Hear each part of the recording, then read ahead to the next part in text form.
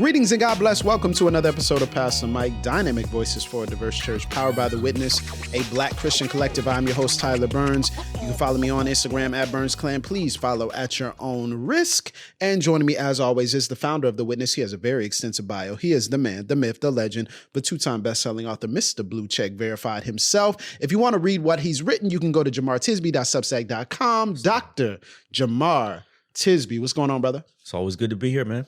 You know what I keep hearing in these comments? Uh-oh. Here we go. What? You know you're not supposed to read the comments, right? You know. Do you read the comments? Sometimes. Yeah, okay. It can be amusing. It's like a coin flip. Some days I feel like, yeah, let me get riled up a little bit.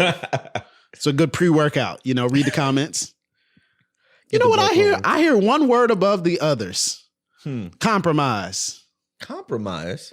Compromise. What they be saying? Not talking about your book. Uh-huh. Compromise. They're like, y'all be compromising. Probably because she's talked something about justice. Well, yes. Yeah. Or racism. Or Kurt. Kurt. Always popping up. Kurt is just, we got to get rid of Kurt. Critical race theory for the uninitiated. Don't tell them that. If they know, they know. If you know, you know. If you know, you know. Okay, yeah. I hear this word so much, man. I grew up hearing this word, compromise. In a positive way, negative way? Negative. Not compromise in terms of. The only time I heard it in a positive way is when there was a war was ending. Like that's it. The only time I heard it in a positive way is when they talked about Robert E. Lee and Ulysses S. Grant. They came to a compromise. Or like marriage, right? Like you got to compromise with your spouse. Exactly. Right? That's the only time. It's only when there's like some sort of war or conflict or something you compromise. But most of the time what I hear is, oh, y'all are associating with people or things or ideologies or political party, or y'all are compromising. You heard the same way? Compromising what exactly? It's super interesting how that word compromise in so many cases gets trotted out because of not what you're standing for, not your goals or the vision, but because of who you're associating with. I always get that, oh, you cannot, talk to these people, do an event with these folks, associate with certain people. It's so funny. I'll tell you this funny story. So I think this was post George Floyd. And then there was another hashtag, I feel like later on in 2020. And so they were doing rallies in our local community, late 2020, early 2021. And they were continually doing these rallies to really build up, the justice movements locally. And so it was so funny. Because I'm the only pastor that'll actually go. So like I'm not the only, but at that one I was the only pastor. I know I was the only pastor at that one. But sometimes I'll just be the pastor that'll go because I don't really care. Like I'm not, I don't have like a denomination breathing down my neck or people telling me like you can't, like, and our church gets it, so they support it. So I'd go I was just there just to be a part. And so the organizer, she looks at me and she's like, hey, can you pray before? And I was like. They just knew you because Pensacola's your city. So they're like, that's Pastor Burns. That's Reverend Burns. Would you pray? If you show up enough times and people know that you're a pastor, and some of these people actually at that point did attend my church before they moved away. So they did attend my church. So she was like, hey, can you pray before? And I don't think she's a believer or anything. So I was like, yeah, sure. So I use like the activist prayer, that I've someone has coined. I don't know what that is. It's a very long prayer. Okay. I'll show it to you. So I use the activist prayer. You got it memorized? You just pulled it up on your phone? I had it on my phone. Wow. So yeah. So, you came ready. Oh, well, you got to be ready in season and out of season, my brother. I love it. So it was all these different people there, the local food alliance, those who are advocating on behalf of those who do not have physical addresses, the houseless, the Party for Socialism and Liberation, the Gay and Trans Alliance, all these different groups were there. And I'm praying just like right in the middle of these groups, right? So someone told one of my elders, they were in a conversation about something related to justice. And they were like, yeah, but your pastor compromises. Oh my. And he was like, wait a minute. Wow. I always love when white Christians disrespect black pastors because I'm like, I don't think you know what you're doing.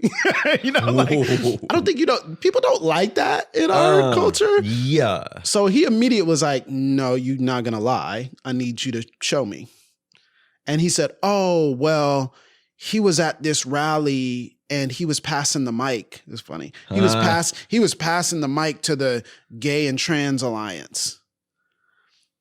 And so he pulled up a picture, a little clip of me literally just handing them the mic afterwards. Like, look at him. He's giving them a platform. Did he record that just to gotcha? Yeah. No. Oh, that's how they work. That's how they roll, dog. That's petty. And he was like, look at him. He's a compromiser. Wow. Now, he doesn't know anything about anything. He doesn't know. Why was he there? He took it. No, he didn't. He wasn't there. Oh, he just got a clip. It was online. Okay. So he had said, I'm sitting there like, wow. So just even if I look at somebody, like if I were to look and point at someone, they'd be like, oh, see, he pointed at them. He's acknowledging that they're there. Jesus wouldn't do that. He wouldn't even acknowledge that they're there. He'd be like, repent right now. My Lord. And so I'm like, it's so funny. I'm in association with people who are asking me to pray and operate in my spiritual office. People who don't know Jesus are asking me to exercise spiritual authority in a space that is non-Christian. Should be. This is salt and light. Yeah, exactly. That's what I thought. Right. And just even being in proximity, they said, nope, that's not right. So compromise in certain Christian circles often looks like, I think the question behind the question, as you like to say, or the assumption behind the statement is, what are you compromising?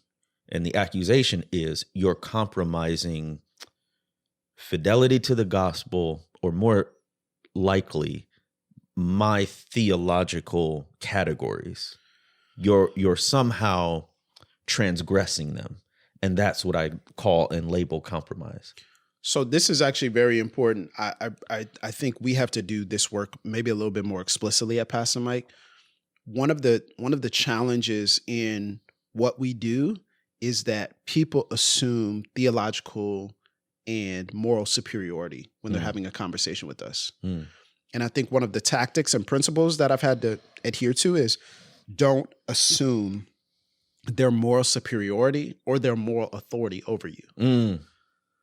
So when people press you, don't assume that they have the moral high ground. Right. That's good. Like, do not assume that. So That's I think huge. There's a generation of Black Christians who, when they enter into these conversations about justice, racism, equity, reparations, whatever it may be, they assume they have to prove something to someone else who is a moral gatekeeper, right, or a moral authority figure.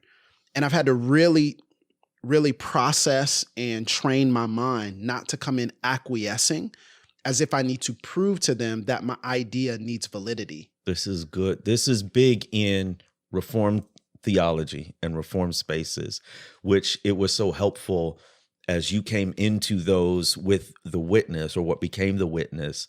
You were that Jiminy Cricket, like, yo, this is not, you don't have to prove yourself to these folks, because the assumption was, and I lived this, they've got all the good stuff. And if they're questioning my view of things, they must know something, be more right on something. And I have to demonstrate to them that I can rise up and meet their level of standard. Now, obviously, I'm not saying this explicitly to myself, but I'm behaving as if they already have a point. They're already on that moral high ground, and I have to justify. And what I'm talking about specifically is like, I have to justify my concern for racial justice. But see, this is the problem, Jemar. Like, this is what I saw, is we're having to justify ourselves to people who just have an affiliation with the camp, not people who have authority. Mm-hmm. So this is the thing. We're having to justify ourselves to randos. We're having to justify ourselves to guys with a podcast. We're having to justify ourselves to guys with a web show, a webcast, a podcast, who have any sort of following, just simply because they're quote unquote reformed, quote unquote 1689, quote unquote whatever it may be. Yeah, like they're these guys who are like, oh, well, this is what it is, and we're like, wait, why do we have to justify ourselves to you and to prove ourselves. And this is crucial because if you find yourself in that position, you will always be justifying yourself and your existence.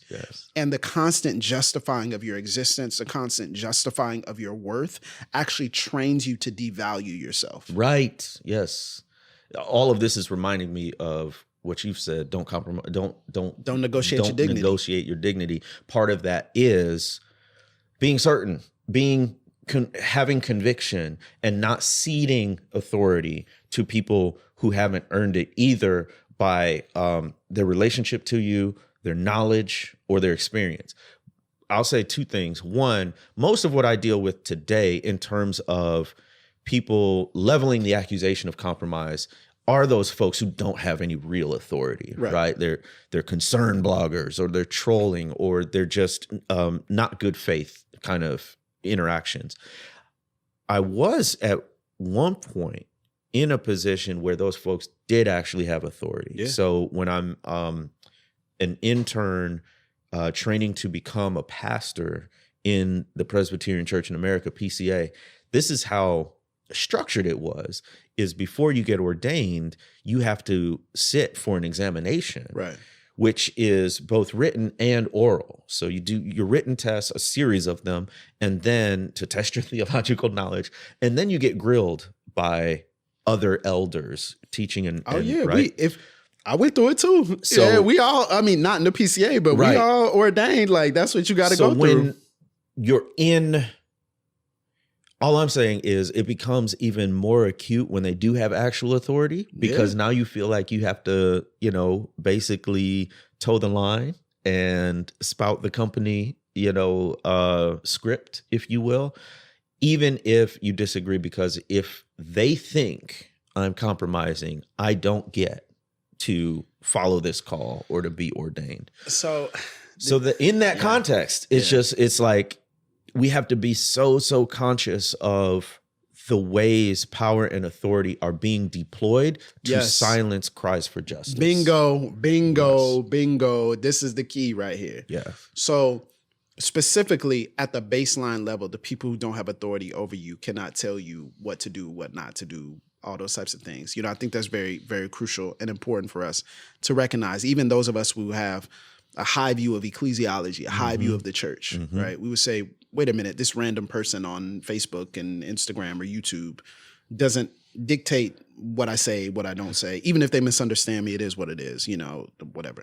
But I think also, even in those places of authority, we have to ask the question, is the authority good faith? Yeah. Or, here's the key, who's compromising here? Come on. Who's really compromising here? Because here's what I found. I think we should talk about the ways in which,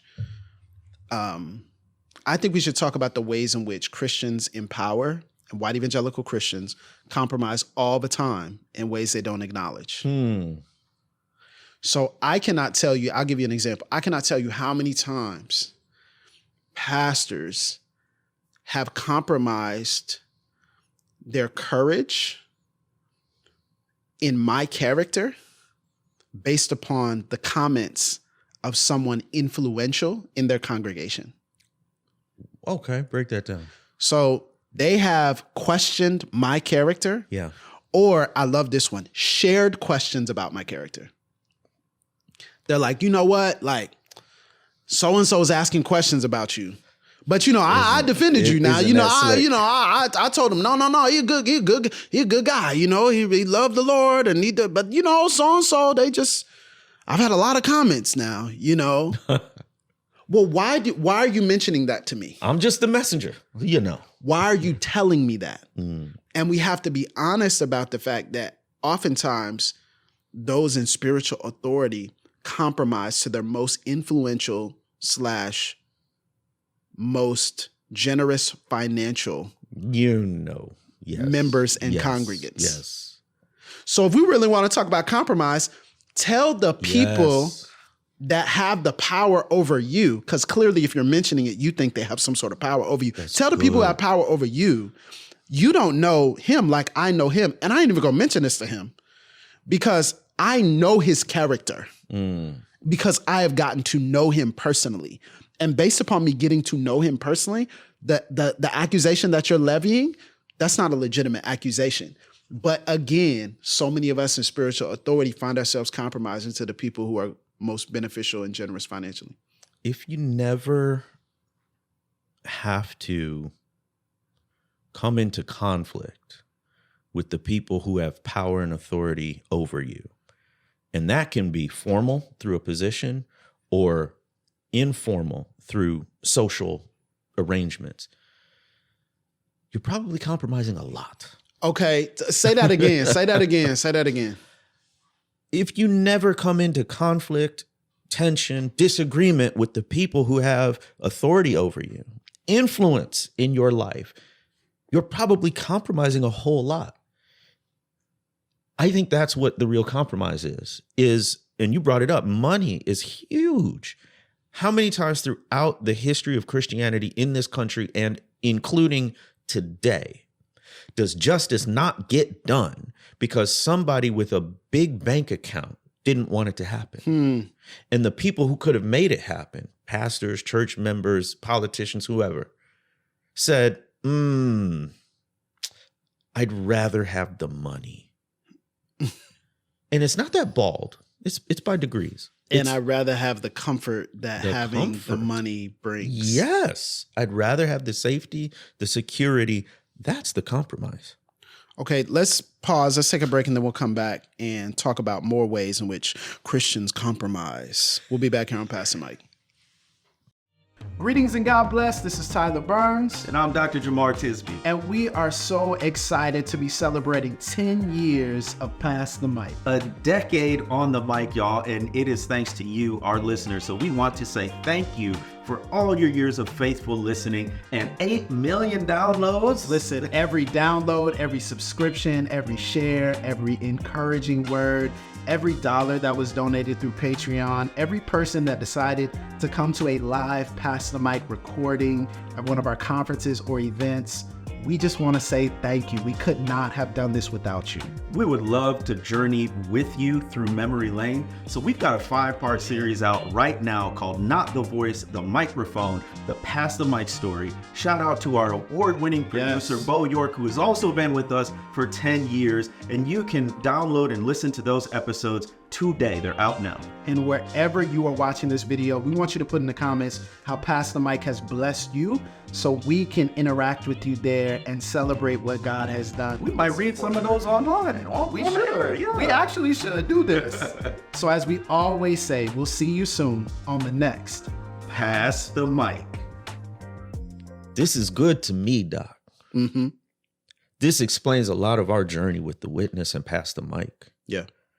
How many times did we pass up money, pass up a platform because we didn't want the work of racial justice to have strings attached? Right. No, for sure. And I think that's the crux of what courage looks like rather than compromise. So the compromise is saying the comfort is more valuable. The security is more valuable. The illusion of peace, the avoidance of conflict is more valuable than this costly decision to, in many cases, stand up for the marginalized, the oppressed, the disempowered. But the courage comes in when you say, I'm human. That stuff is nice. Yeah, for It sure. would be great not to have to worry about this bill. It would be comfortable not to have this conversation with this person.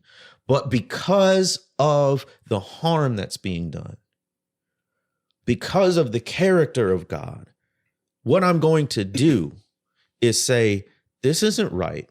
I'm going to make this decision and let the consequences be what they may. And he took him to a very high mountain and showed him all the kingdoms of the world. My Lord, my Lord. I'll give you all of this if you just bow down and worship me. Yeah. Like this is the temptation. Luke chapter 4. Like this is literally the temptation that we're facing on a regular basis. Like that's the temptation. We go up to the mountain and we see all that people have. And we're in those circles. All of us, I mean, we're in those circles. You and I are both in those circles on a regular basis in different ways. And we see it. And we see it's not even, I think sometimes people assume that the temptation even is riches. But the temptation isn't always riches. Sometimes the temptation is just simply peace of mind. Mm. And by peace of mind, I mean, this will give me a step up to where I won't have to worry about this, this, and this. Thus, I can be more productive for the work I really want to do. That's it. That's it. And I can justify That's a way it. to figure out how to be like, you Yes. know what, it's cool. Like, Yes. I'll just do this thing. And That's there right. there are times where we're in different and diverse places, and that's not what we're talking about. What we're talking about is like tethering ourselves That's good. to a place that's actually unwise and unhealthy and unhelpful as a result of this is what it's going to lead to. And I think this leads into the second way that we compromise in the church and in American Christianity, which is we compromise a lot for status. Big time. Yeah. So it's one thing to compromise for the dollar. It's another Right. thing to compromise for the position and status and the proximity to different people. I find that we love being close in proximity. All of We us. sure do. We love being in the know. Absolutely. We love being in the room. We don't want to miss out on anything. And we get close. And we just stay proximate. We stay proximate. We stay in the status. And we love to be proximate to people with platforms because we think their shine will reflect on us too. But we also love to be just in the in group and not in the out. We love to be us rather than them. If I had $1 for everybody who essentially said they couldn't choose to be seen with me, or they couldn't choose me for something because of how it would look. Yeah. I say without saying it, right? They don't say that explicitly. Bro, But that's how they say it. I think about that all the time because early on, I used to get invitations to come to speak at different churches, Christian colleges and universities. Sometimes I sit back and wonder, because I don't think they're all like fundamentalist, far right, whatever. No. But the yeah. invitation kind of trickled down, and sometimes I wonder if it's they're making a decision based on they don't want to be guilty by association. Right. Because if we invite Jemar, if we invite Tyler, then people are gonna talk. They're gonna come to you just like they did. I'm not saying, but people have raised questions. I've heard people say some things, and then based on that, we don't get invited. We don't get the opportunity to share our perspective simply because the association, people would accuse that organization, that institution of compromise. Yes. And I think it's also funny to me that we are constantly put in this position. And the reason I say it's funny is the people that we're often in this position with do not have a solid track record of Right. do not have Yes. a solid track record of treating people like us with dignity and with honor and with consideration. So what I'll say too is it's really interesting to me, and I think it requires some nuance for us to say that things can look the same, but have a very different meaning. Yeah. So we're having this conversation about, how negative and pernicious it is to be accused of compromise simply because of who you interact with or associate with. I've certainly said that to other people or have had that reaction based on who some people associate with, right? But the question is, to what end? Talk about that. When you and I get accused because of our commitment of to racial justice, when we get accused of compromise, you're at a march and a Right. protest in support Right. of justice for people, right? And then, but if I say that, what I'm looking at is somebody who is in association or league with people who want to take away the vote, Mm-hmm. people who want to accuse people immigrating of all kinds of inhuman traits, Right. people who think that police brutality, people are just inflating that and it's not a real issue. So the question is, to what end, right? Because there can be associations where you are compromising for sure values, right? Yeah, for sure. So we're not saying that nobody should say, No, you can't, if you associate with these folks, it means X, Y, Z. That's not the issue.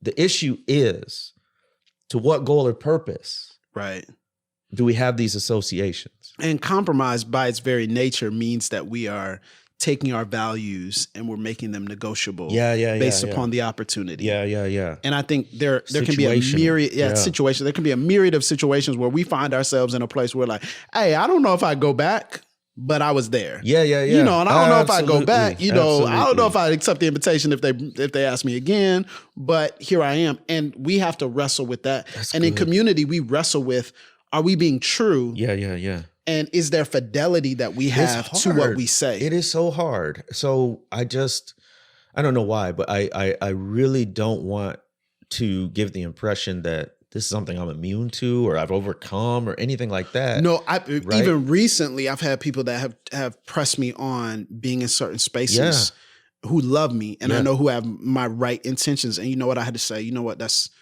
really helpful. And I could be, and this is what I always say, like, if I've already made a decision or if I've already considered something, I could be wrong. I could be wrong on this, and I'm going to process this to the best of my ability. This is the decision I came to, but I could actually end up being wrong. Let's really help the people by being vulnerable here. Okay. What are the situations that tempt you, that are most tempting to compromise? Because there are some where it's not even a question, right? Like, it might be tempting for someone, but not you. But for you. I think the situations that are most tempting for me personally are not the money situations. I think the situations that are tempting for me personally are the situations that could accelerate my calling to a specific group of people. Yeah. Right. Yeah. So anything that could accelerate my calling, let's say to Gen Z or to college students or to teenagers because for me, the justification is, they don't have anybody who's going to have the experience I have, who's from a Pentecostal background, who's going to share with them. Like that. This is the key. I'm necessary. If not me, then who? If not me, then who? Who else? Right? Which is the subtle, prideful, you know what I'm saying? Yeah, that's but when what that's you're when it pursuing turns. is good, the greater good. But see, that's what's tempting for me. Is to ignore the ways in which those platforms might have disenfranchised and harmed and triggered and traumatized other people. That's right. And then to be present in that space and be like, I'm not gonna promote it. I'm not gonna talk that much about it. I'm not gonna this, I'm not gonna that. And assuming, and this is what I've had to understand, and I think this is helpful for some Black Christians who are listening, I had to realize, people actually watch what I do and try to figure out whether or not they'll be in a space based upon whether or not I'm there. That's huge. And that was like very confusing to me. I was like, what? But I think they really do. They sure do. Absolutely. And so I said, I had to realize what I choose to do affects what people think about the space and its safety. 100%. And so that's the challenge, I think, for me. It's not really the money situations. I think it's also like the situations that are long-standing friends. I think that's hard too. That's when it gets hard. Because I've got my friend, he's asked me to do this. I'm like, I don't know about this, but I also want to preserve the relationship because friendship is very hard to maintain as an adult male. Yeah. Friendship is very hard, right? So it's just like, I don't know if that's for me, but I guess I could do it. And then you end up in a situation where you're like, ooh, I shouldn't have been here. That's really good. That's very honest. For me, I'll get real specific. The temptation is associations with mega churches. Yeah. Because well, anyway, I was like, what is a mega church? You know what I'm saying? Like, I mean, you're talking about like household name type. Yeah.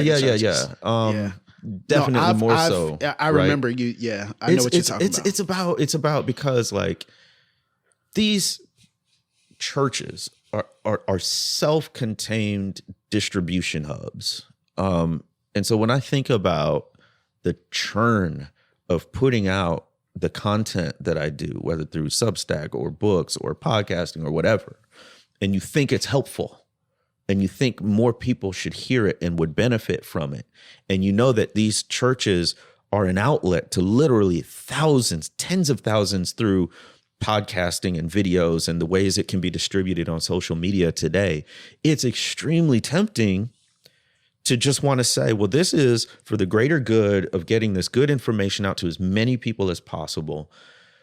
But there's also megachurch problems, right? That come with enormous platforms, that come with creating almost an entertainment experience in some cases, that come with having charge for pastoral care of thousands of people and usually not being able to do that as effectively as necessary, right? So the compromise comes in with, will you still associate or share the platform in places that are potentially doing harm to people because of how they operate? Yikes. You know what I mean? And I'm not claiming. And if anybody should be there, it should be Jemar. Jemar, you being there is great. We need your voice.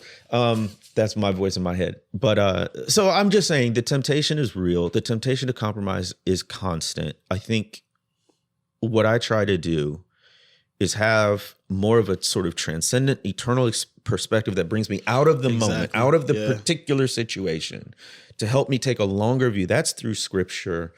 That's through, sort of filling yourself with the character and attributes of God, getting God's perspective on things as best you can. And it's through accountability. It's through community with people who will check you. If you don't have anyone in your life who can tell you no, or you're off on this, you're on very dangerous grounds, and compromise is probably the default. Here's the thing. The last thing I'll say I think that's important is when we talk about compromise, the biggest area that you can compromise in is not being true to what God has called you to do. My Lord. Okay. And this is where things get a little, specific and personal is, are you being true to what God called you to do? Wow. Or are you running someone else's race? That's good.